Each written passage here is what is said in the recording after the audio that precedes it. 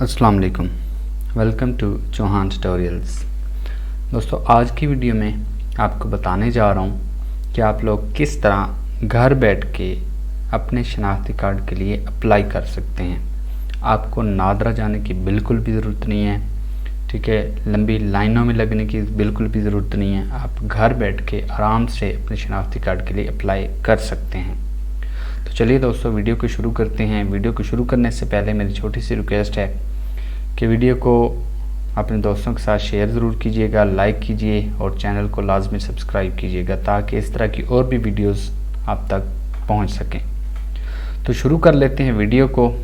सबसे पहले आपने क्या करना है जी, आपने इस साइट पे आ जाना है। ये नादरा की वेबसाइट मैंने ओपन की हुई है। इस साइट का लिंक मैं वीडियो की डिस्क्रिप्शन में दे दूँगा, वहाँ से आपने इसको देख लेना है। इस लिंक पे आने के बाद ये विंडो आपके पास ओपन हो जाएगी। नीचे देख लें, दो ऑप्शन नज़र आ रहे हैं जी, रजिस्टर एन अकाउंट और log in with existing account. आपने सबसे पहले तो अपना अकाउंट बना लेना है। यहाँ से रजिस्टर एन अकाउंट पे आपने क्लिक कर देना है। जैसे ही आप इस पर क्लिक करेंगे, अपने यहाँ पे डिटेल वगैरह देनी पड़ेगी, ठीक है। उसके बाद आपका अकाउंट बन जाएगा, ठीक है। यहाँ पे फॉर नेम, सर नेम, ठीक है, आपका फर्स्ट नेम और सेकंड नेम। उसके बाद अपनी कंट्री आ जाएगा, ईमेल अपना यहाँ पे लिख देना है, पासवर्ड लिख देना है, दोबारा लिख देना है, ये वाला कोड यहाँ पे जो होगा वो लिखना है। ये चीज़ें करने के बाद आपने नेक्स्ट कर देना है। नेक्स्ट आपको ये स्टेप 2 में ईमेल या मोबाइल वेरिफिकेशन आपसे मांगेगा। आपके मेल एड्रेस पे एक मेल जाएगी, वहाँ से आपने इसको वेरीफाई कर लेना है। ठीक हो गया।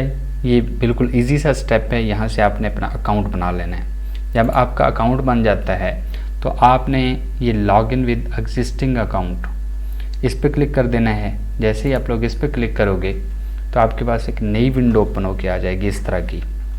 यहाँ पे आपने जो अकाउंट बनाते वक्त अपना जीमेल का एड्रेस लिखा था वो यहाँ पे लिख देंगे आप। उसके बाद जो पासवर्ड रखा था आपने वो लिख देंगे। यहाँ पे एक कोड आ रहा होगा, ये कोड आपने इस कोड वाले कॉलम में पुट कर देना है। ये करने के बाद आपने लॉगिन कर लेना है। तो मैंने पहले ही अकाउंट बनाया हुआ है, मैंने लॉगिन किया हुआ है। मैं आप लोगों को चेक करवा देता हूँ, ठीक है। ये देख लें जी, ये मैंने यहाँ पे लॉगिन किया हुआ है। आपको पहले बता दूँ कि आप लोग किस किस चीज़ के लिए अप्लाई कर सकते हैं, ठीक है। यहाँ से मैं आप लोगों को ये दिखा देता हूँ, ठीक है। यहाँ से देख लें, अगर आपका आईडी कार्ड गुम हो गया है, चोरी हो गया है, तो आप लोग घर बैठ के उसके लिए अप्लाई कर सकते हैं। उसके बाद है I want to renew my identity card. अगर आप लोग अपना आईडी कार्ड रीन्यू करवाना चाहते हैं, ठीक है, वो एक्सपायर हो गया, आप उसको रीन्यू कराना चाहते हैं, तो आप घर बैठ के ये काम कर सकते हैं।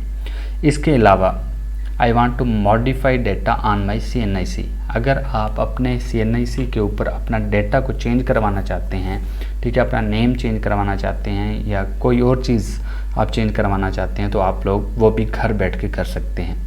उसके बाद है जी I want to cancel my identity card. अगर आप अपना CNIC कैंसिल करवाना चाहते हैं तो ये काम भी आप घर बैठ के कर सकते हैं।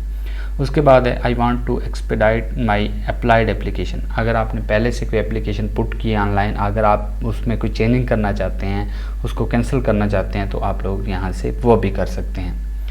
तो ये 5-6 काम जो हैं, ये आप लोग बजाय नादरा में धक्के खाने के, वहाँ पे लंबी लंबी लाइनों में जलील होने के, आप घर बैठ के आराम से इसको कर सकते हैं। तो ये कैसे करना है आपको स्टेप बाय स्टेप बताने जा रहा हूँ। वीडियो को गौर से देखें और इसको मिस नहीं करना आपने।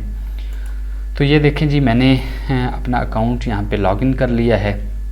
अकाउंट लॉगिन करने के बाद इस तरह का इंटरफेस आपके सामने ओपन होके आ जाएगा, ठीक है। ये 4 ऑप्शन आपके पास फ्रंट पे आपको शो हो रहे होंगे। आपने क्या करना है, सबसे पहला ऑप्शन है न्यू एप्लीकेशन। क्योंकि हम नई जो है एप्लीकेशन एंटर करने जा रहे हैं, तो मैं यहाँ पे न्यू एप्लीकेशन पे जो है क्लिक कर देता हूँ। ये क्लिक करने के बाद मेरे पास जो है एक नई विंडो ओपन होके आ जाती है। ये देखिए, नीचे स्क्रॉल डाउन करेंगे तो यहाँ पे देख लेना है आपने। ये पूछ रहा है how can we help you, ठीक। यहाँ से पहला ऑप्शन है इशुएंस ऑफ आइडेंटिटी डॉक्यूमेंट। अगर आप CNIC, ठीक है, बनवाना चाहते हैं, FRC वगैरह बनवाना चाहते हैं, तो आपने इस पर क्लिक कर देना है।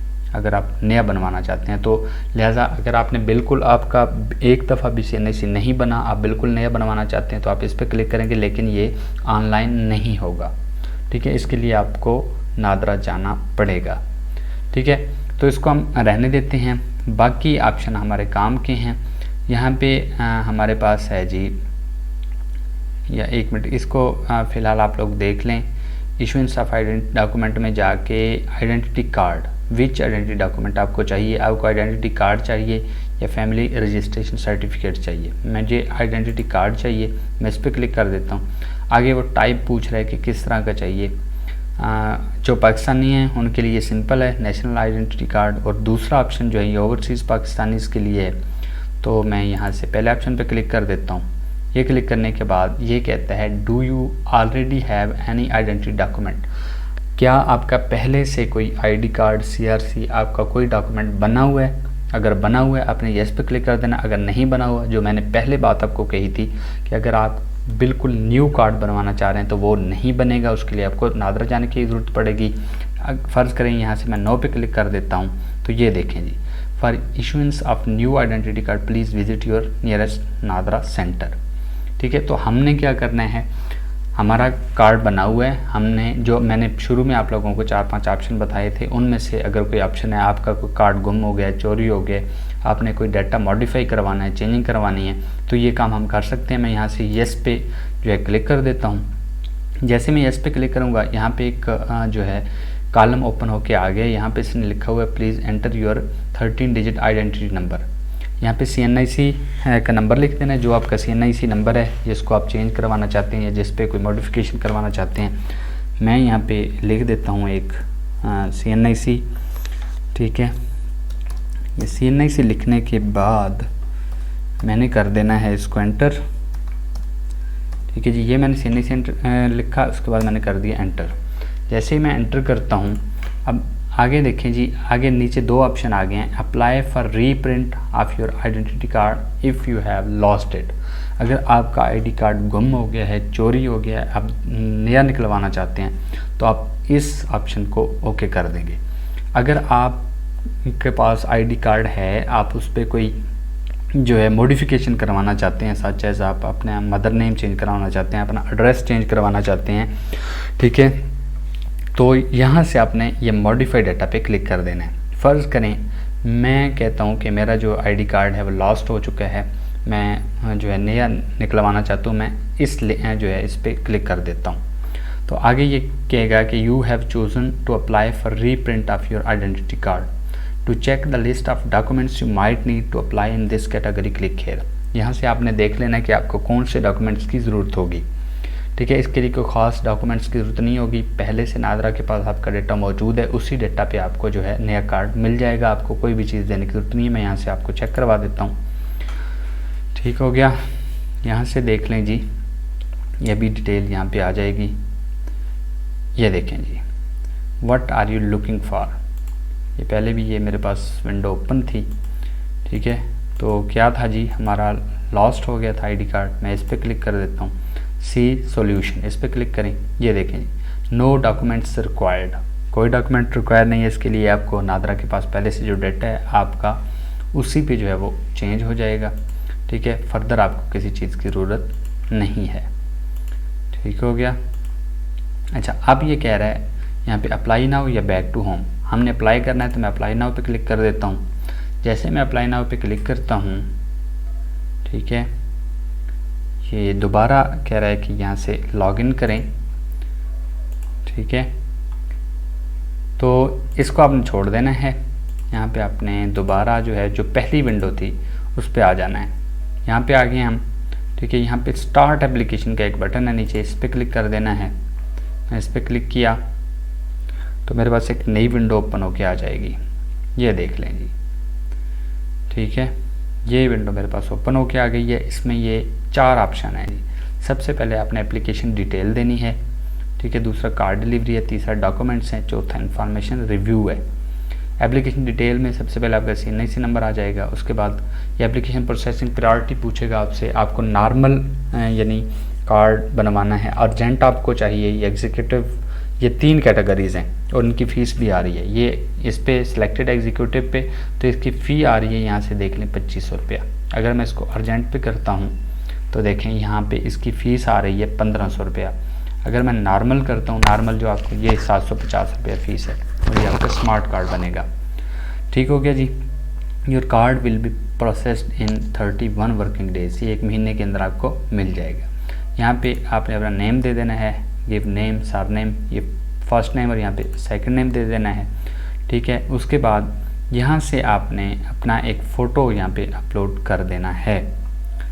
ठीक है जी, आपके पास जो भी कोई फ़ोटो वगैरह होगा कोई अच्छा सा, वो आपने यहाँ पे अपलोड कर देना है। ये करने के बाद आपने यहाँ से सेव इन्फॉर्मेशन पे क्लिक कर देना है। ये करने के बाद दूसरा नंबर है कार्ड डिलीवरी इन्फॉर्मेशन का।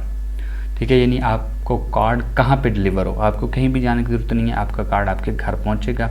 परमानेंट एड्रेस पे आप चाहते हैं या प्रेजेंट एड्रेस पे चाहते हैं, यहाँ से आपने क्लिक कर देना है।